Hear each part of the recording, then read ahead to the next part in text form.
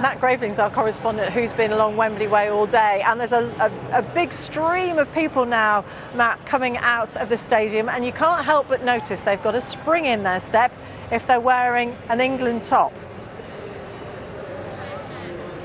They have indeed, Martine. I mean, we saw them all going in. It took about 5 hours for people to get into the stadium, but they are all coming home now. This guy's had a few lemonades, but you know what? It's been the first time in 56 years that we've been able to cheer as an England supporter. The first major tournament, and the Lionesses have won their first European Championship, so why not? You know what?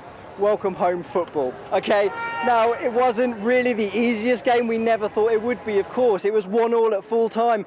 In extra time we thought, you know what, maybe it's now going to go to penalties. It normally does as an England fan, doesn't it? And it doesn't normally go our way in penalties, but you know what, step forward 10 minutes from time. Chloe Kelly, the Manchester City forward, she came on as a substitute and she wrote her name in the history books. But let's not forget, this was not a one-player performance, this was a team performance. Serena Wiegmann, who won it in 2017 with Holland, or she's done it again with the Lionesses. She didn't change her team once during this tournament, and they have repaid her confidence with a trophy.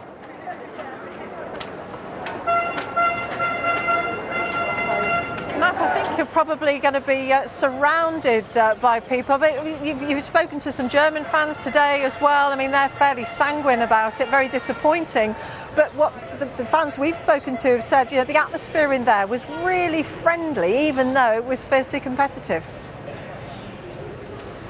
Was. You know what? It had a very different vibe, Martine, from normal football matches where you get lots of male fans, and that's really what this tournament wanted. It wanted to be a family-friendly environment, and I think it achieved that. Lots of young girls here, and they were the inspiration, of course. They want to pass on this legacy to the next generation, and who knows, we might now go on and on as a force in England in women's football, and that's exactly what they wanted. With regards to the German fans, yeah, there were a few sad faces, but you know what? They've won this competition 8 out of the last 10 times. So as a few came down, they congratulated us, and this is England's moment to shine now.